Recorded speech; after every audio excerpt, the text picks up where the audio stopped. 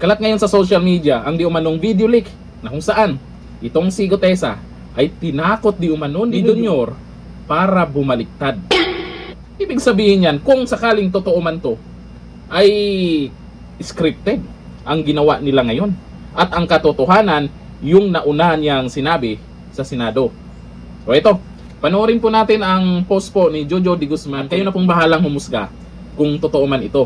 Pero mukhang malinaw ah. Ito ang video. Lumilipat ba? Hello?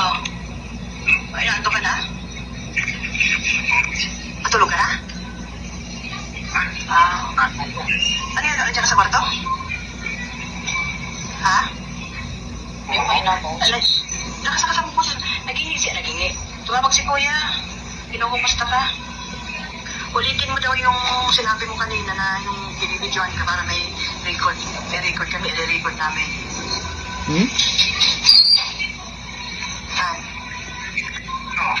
Yung tungkol lang sa pinabit na sino ba may gawa ng ikaw o sila? Sila. I-record daw lang. Ano sabi-sabihin?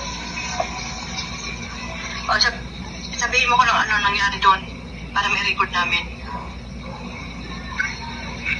Yun na, pinigyan ako ng nakaraan araw.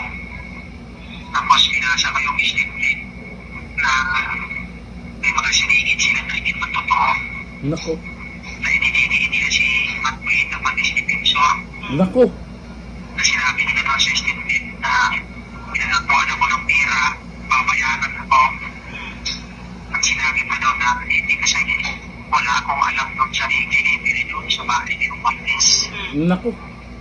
Hindi lang mo nakalagay doon, ayaw ko dapat normal. At hindi naman ako mawa ng statement din sila naman. Yun lang ang pinirmahan mo. Yun lang yan. Yung kasi yun doon sa ano ko. Saan ba yun? Sa pinakahuli? Hindi nga sabi yung pang Kidnap? dahil sa akin yung nakita ko na tapos may upang 20 ko. Yung pera pa. Ba't ang haba naman? Sila po ba eh. Pero yung affidavit mo nung una, nandun pa yon. Wala yung ibang Bago na yung Ay, ginawa. may ginawang panibagong affidavit para basahin mo. Nako. Ba, pinangako naman sa'yo nung una, nung pinirmahan mo, hindi na ilalabas yun. sabi nila hindi lalabas. Bakit ka pa nila pinabasa? Anong sense nun? Hindi ko alam po. Ano dinadali daw sa korte para mawala yung kaso ko. Yun yung sabi eh. Nung ayaw mong basahin, anong ginagawa nila sa'yo? Pinipilit ako basahin ko eh. Kaya wala ko magawa. Nako.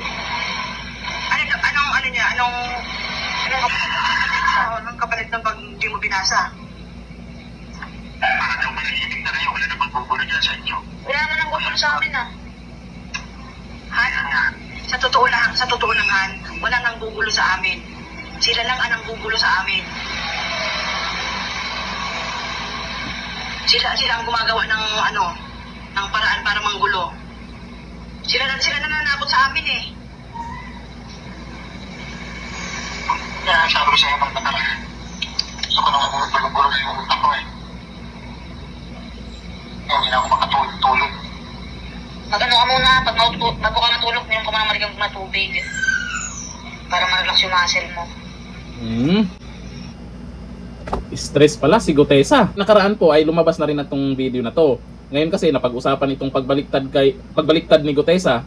Ito, nagba-viral na naman ang video to na kung saan sa naririnig po natin ay may panibago siyang dapat basahin.